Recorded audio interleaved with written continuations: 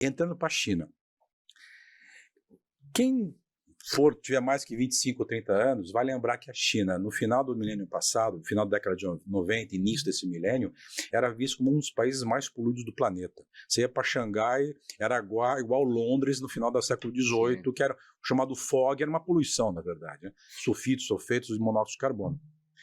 Aquilo por alguns estudos que existiam, e tem uma revista The Economist, da época, muito forte, eu tenho guardado em casa, inclusive, que colocava que se a China, que já era um fabricante de produtos de produtos de manufatura alto no mundo inteiro, mas ela visse produtos de baixa qualidade, continuando naquele modelo, ela teria uma vida curta, enquanto grande nação que estava em construção. Essa transição que ela fez foi muito interessante exatamente por incorporar termos de ESG, que sequer tinha sido cunhado até então, dentro da sua estratégia de Estado. Não estou fazendo julgamento se a China é boa ou ruim, estou falando do resultado, ok? Uhum.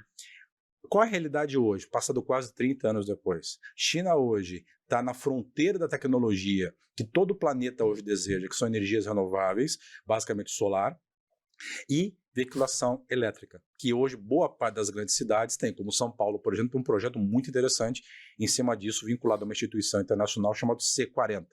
Então, essas iniciativas colocaram a China numa situação, em termos de competitividade internacional, muito alta, que é uma cidade que há 30 anos atrás era vista como um patinho feio do cenário internacional. Por quê? Porque ela incorporou a estratégia que hoje a gente chama de ESG. Aí, como você falou, ele nem precisa saber se é ESG, se você quer chamar de ESG, ABC, isso pouco importa. O importa o que você está trazendo como conceito.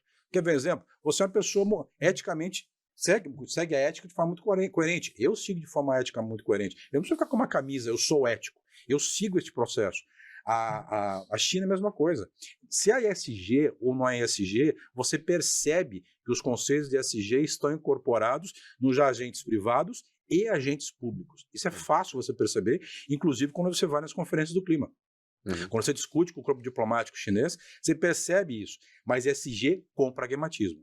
E ESG, bola no chão.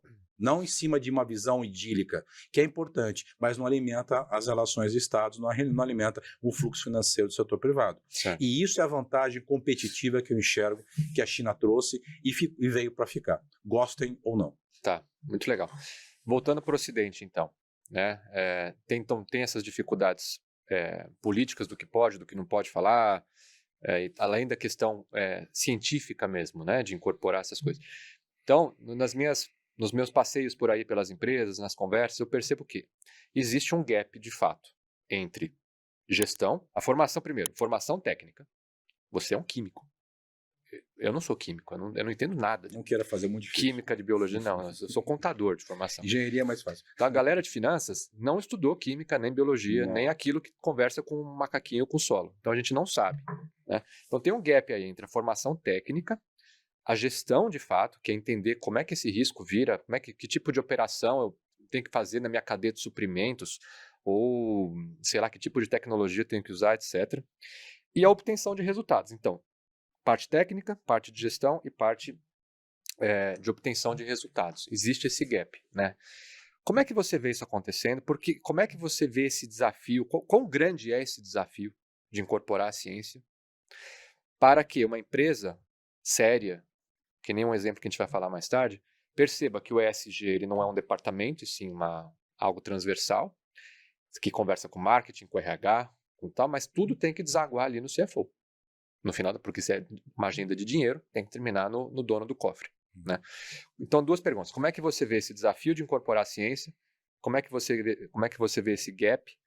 E como é que as organizações podem se amarrar melhor, então, nesse formato ESG transversal? Muito bem. Eu tenho um grande amigo meu que fala e trabalha no mercado financeiro há muitos anos, que o protocolo de Kyoto, o mercado de carbono e ESG permitiu o CFO conhecer o gerente ambiental da empresa, que até então ele nem sabia que essa pessoa existia. E a recíproca é verdadeira.